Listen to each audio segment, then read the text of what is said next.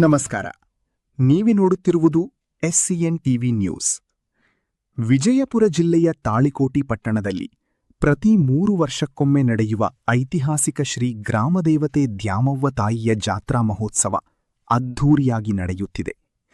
July 17ರಂದು ಆರಂಭವಾದ ಜಾತ್ರೆಯ 2ನೇ ದಿನವಾದ ಶನಿವಾರ ಭಕ್ತಿ ಮತ್ತು ಸಂಸ್ಕೃತಿಯ ಸಂಗಮಕ್ಕೆ ಸಾಕ್ಷಿಯಾಯಿತು.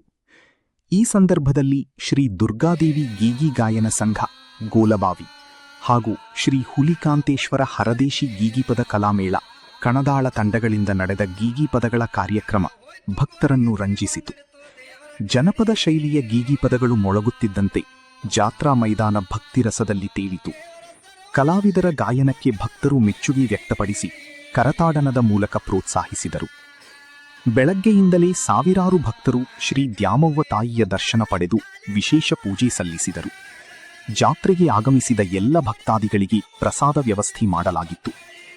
ಹೊರ ಜಿಲ್ಲೆಗಳು ಸೇರಿದಂತೆ ವಿವಿಧ ಭಾಗಗಳಿಂದ ಆಗಮಿಸಿದ ಭಕ್ತರಿಗೆ ಯಾವುದೇ ತೊಂದರೆಯಾಗದಂತೆ ಜಾತ್ರಾ ಸಮಿತಿಯ ಪದಾಧಿಕಾರಿಗಳು ಕುಡಿಯುವ ನೀರು, ಪ್ರಸಾದ, ಸಂಚಾರ ಹಾಗೂ ಇತರೆ ಮೂಲಭೂತ ಸೌಲಭ್ಯಗಳನ್ನು ಸಮರ್ಪಕವಾಗಿ ಕಲ್ಪಿಸಿದ್ದರು.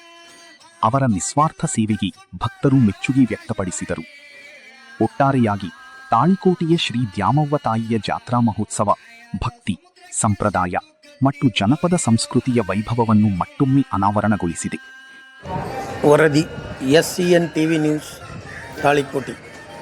ಚಾನಲ್ ಸಬ್ಸ್ಕ್ರೈಬ್ ಮಾಡಿ ಮತ್ತು ವಿಡಿಯೋ ಶೇರ್ ಮಾಡಿ. ಧನ್ಯವಾದಗಳು. ಜೀವ ನಡೆತು ದೇವರ ಕಡೀರಿ, ದೇವರ ಸರೋವರಲ್ಲಿ ನಮ್ಮ ಮಗಳ ಹಿಡೀರಿ.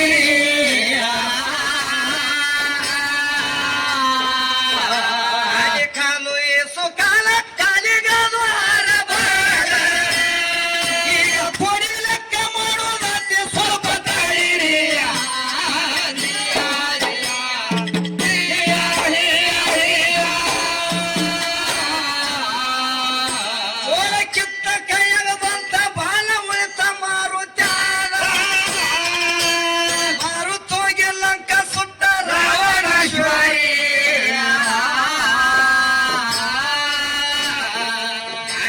ಸಮುದ್ರಕ್ಕೆ ಸೇತು ಕಟ್ಟಿ ಹೋಗಿರೋ ಹಾರಿ,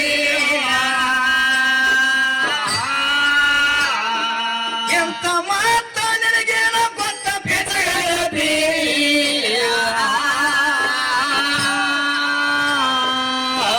ಹಿರಿಗಂಡ ಪೀರಪ್ಪಗ